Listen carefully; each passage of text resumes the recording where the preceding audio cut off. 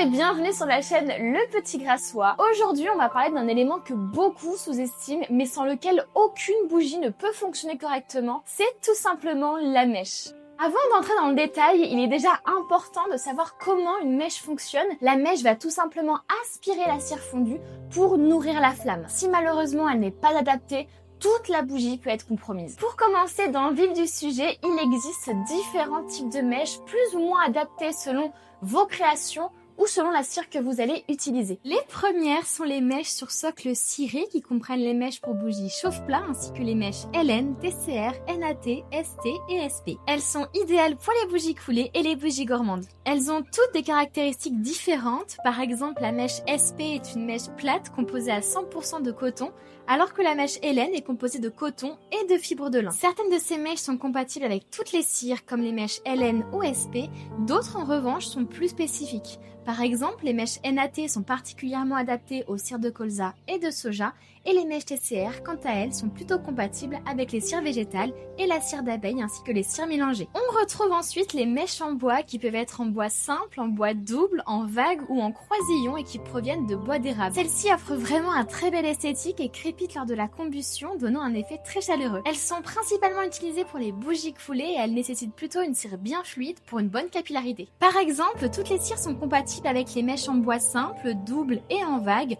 mais pour les mèches en croisillon, les cires de colza, soja ou de coco sont les plus adaptées. On termine avec les mèches en bobine, les mèches MP et Cervino qui sont composées de coton et qui sont parfaites pour vos bougies moulées. Vous pouvez les couper selon vos besoins et elles offrent un rendu vraiment très professionnel. Les mèches en bobine MP sont compatibles avec toute cire végétale, notamment la cire de colza, et les mèches Cervino sont compatibles avec toutes les cires, même avec la cire d'olive et d'abeille. Vous pouvez bien entendu retrouver toutes ces informations dans le descriptif de nos produits sur notre site. Vous l'aurez donc compris grâce aux explications, le choix de la mèche dépend de la cire utilisée, mais également du type de création que vous allez réaliser, mais ce n'est pas tout, puisqu'une fois le type de mèche choisi, la taille du contenant joue également un rôle essentiel. En effet, pour assurer une bonne combustion, il est nécessaire, voire obligatoire, de mesurer la taille du contenant et de choisir la taille de la mèche en fonction de celui-ci. Par exemple, si je souhaite utiliser la mèche NAT et que j'ai un contenant de 5 cm, eh bien je vais prendre la mèche NAT 21-14.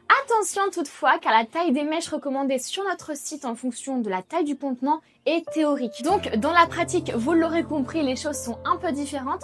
C'est pour ça qu'on préconise de prendre plusieurs tailles pour faire différents tests et choisir la taille de votre mèche la plus adaptée à votre création. Maintenant que je vous ai présenté un petit peu tous les types de mèches ainsi que l'importance de la taille du contenant, on passe aux petites astuces. La première est l'une des plus importantes puisque c'est de fixer et de bien centrer la mèche à votre contenant. Beaucoup n'utilisent qu'un petit peu de cire qui viennent disposer pour fixer la mèche et cela ne suffit pas. Malheureusement, en faisant ça, vous risqueriez tout simplement de vous retrouver avec une mèche qui bouge durant la fonte, qui se rapproche dangereusement du verre ou une bougie qui ne fond pas uniformément. Au lieu de ça, je vous propose une solution qui est simple et efficace, tout simplement nos autocollants pour mèche. La seconde astuce, c'est de bien recouper votre mèche entre chaque allumage. C'est très important pour éviter de se retrouver justement avec une fumée noire, une flamme trop grande ou une combustion irrégulière. Une mèche coupée à environ 5 mm garantit une flamme plus propre et surtout une bougie qui dure plus longtemps. On passe ensuite à la troisième astuce qui est tout simplement de respecter les dosages de fragrance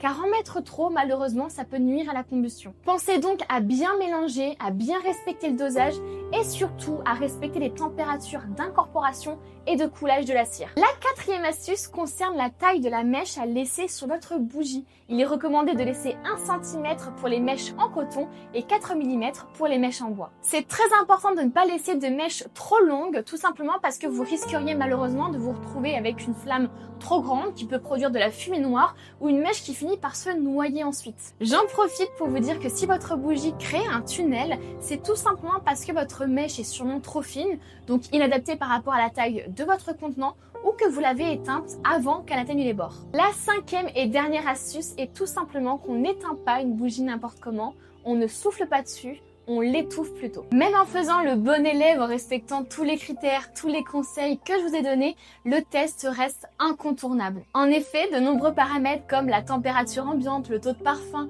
mais aussi l'humidité de la mèche peuvent influencer le résultat. En tout cas, j'espère sincèrement que tous ces conseils vous auront aidé à mieux comprendre l'importance du choix de la mèche et vous auront éclairé sur laquelle choisir en fonction de vos besoins. N'hésitez pas à nous dire en commentaire quelles mèches sont vos favorites pour vos créations ou à défaut, allez voir sur notre site pour pouvoir les tester. Et moi, je vous dis à bientôt pour un nouveau tuto.